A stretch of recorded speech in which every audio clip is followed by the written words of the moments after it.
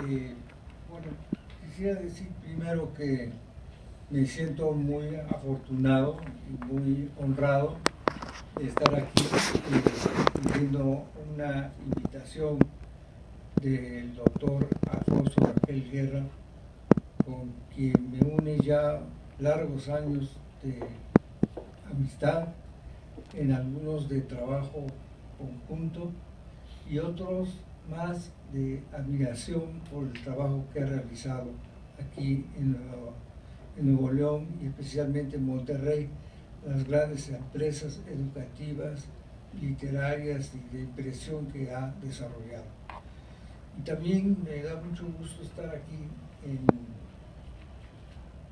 Monterrey, porque a través del tiempo he estado construyendo una buena relación con las instituciones académicas de este estado, y ahora hasta me han hecho el honor de ser miembro del Consejo de los 3 museos, que es una aportación grande en Nuevo León al desarrollo cultural de esta parte del norte de México. Bueno, por todo ello y por la presencia de ustedes, muchas gracias por invitarme aquí a la Universidad de Nuevo León. Yo les voy a hablar de algunos de los temas de la función social de la historia. No me puedo referir a todos, ya Alfonso se refirió a unos que son novedosos, que son muy importantes, como la historia oral y la memoria oral, y también la memoria visual, que es uno de los campos que hemos recuperado actualmente los historiadores. Pero voy a hablarles a ustedes de algunos temas solamente. Primero, ¿qué significado le atribuimos a la historia? La historia, dijo hace tiempo el historiador Robin Collingwood,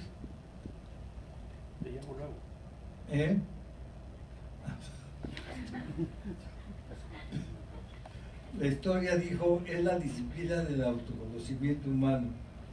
Conocerse a sí mismo significa, decía Collingwood, es conocer lo que se puede hacer, y puesto que nadie sabe lo que puede hacer hasta que lo intenta, la única pista para saber lo que puede hacer el hombre es averiguar lo que ha hecho. El valor de la historia es, por consiguiente, que consiste en que nos enseña lo que el hombre ha hecho, y en ese sentido lo que es el hombre. Ahí termina la cita de Collingwood. Como ven, estas palabras abrevian muy bien el estudio y lo que significa el estudio del contenido de la historia. Desde los tiempos más antiguos, el historiador se ha pensado un deudor de su grupo social. Conoce su oficio a través de las enseñanzas que recibe de sus maestros. Aprende la organización y la arquitectura de su disciplina, desmontando y rehaciendo los métodos heredados por sus antecesores. Descubre los secretos del arte por el análisis que hace de las variadas técnicas imaginadas por sus colegas. Sus libros de cabecera son a menudo obras escritas en lenguas ajenas a la suya.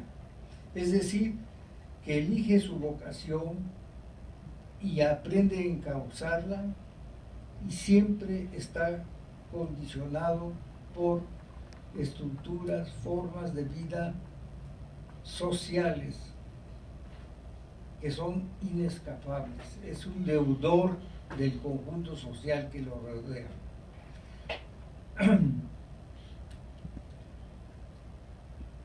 La costumbre de leer la historia de un país a través de lo que hoy llamamos historia nacional nos ha hecho olvidar que detrás de la historia escrita por los vencedores permanecen latentes las versiones de los grupos marginados y oprimidos, e incluso la versión de los derrotados. Una respuesta adecuada sobre el sentido y los propósitos de la narración histórica, debería incluir entonces las interpretaciones del pasado hechas por los sectores marginados, para hablar, si no de una inalcanzable historia total, al menos de una plural, más representativa de la diversidad social que constituye a las naciones. En ese largo e interminable camino que es el oficio del historiador, se van descubriendo las cambiantes funciones de la historia. Entre ellas quiero recordar solamente algunas. Entre ellas, esta primera que adjetiva al relato histórico como un discurso de identidad. Cuando la historia nos lleva a los tiempos transcurridos y nos acerca a las tareas que nuestros antecesores le asignaron al rescate del pasado, advertimos inmediatamente que las funciones de la historia han sido variadas. También observamos que buena parte de esas tareas se concentró en dotar a los grupos humanos de identidad, cohesión y sentido colectivo. Dotar a un pueblo de un pasado común y fundar en ese origen una identidad colectiva es quizá la más antigua y la más constante función social de la historia. Se inventó hace mucho tiempo y sigue vigente hoy día. Como dice el escritor John Updike, el historiador sigue siendo el especialista de la tribu que tiene a cargo el cargo de contarle a los demás lo que todo grupo necesita saber: quiénes somos, cuáles fueron nuestros orígenes, quiénes fueron nuestros antepasados, cómo llegamos a este punto, a esta encrucijada de la historia. Estas características explican, creo, el gran atractivo que tiene el relato histórico y su gran audiencia, continuamente renovada. Atrae al común de la gente y al curioso porque el relato histórico los transporta al misterioso lugar de los orígenes. Al tender un puente entre el pasado distante y el presente incierto, el relato del historiador establece una especie de relación de parentesco con los antepasados próximos y lejanos y un sentimiento de continuidad en el interior del grupo, del pueblo o de la nación. El conocimiento de lo extraño y remoto. Si el estudio de la historia ha sido una búsqueda constante de lo propio, su práctica es un registro de la diversidad del acontecer humano. La Inquisición histórica nos abre al reconocimiento del otro, aquello que es distinto y extraño a nosotros, y en esa medida nos hace partícipes de experiencias no vividas, pero con las cuales nos identificamos y formamos nuestra idea de la pluralidad de la aventura humana. Para el estudioso de la historia, la inmersión en el pasado es un encuentro con formas de vida distintas, marcadas por la influencia de diferentes medios naturales y culturales. Obliga a un ejercicio de comprensión de las acciones y motivaciones de seres humanos diferentes a nosotros.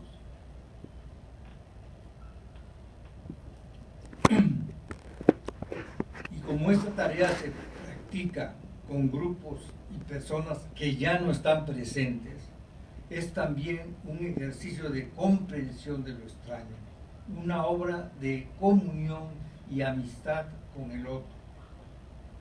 Dicho en forma resumida, el oficio de historiador exige una disposición para el asombro, una apertura a lo diferente y una práctica de la tolerancia, de la comprensión. Otro aspecto de la historia muy importante es el registro de la temporalidad. Al mismo tiempo que la imaginación histórica se esfuerza por revivir lo que ha desaparecido, por imbuirle permanencia a lo que poco a poco se desvanece, por otro lado es una indagación sobre la transformación ineluctable de las vidas individuales, los grupos y los estados.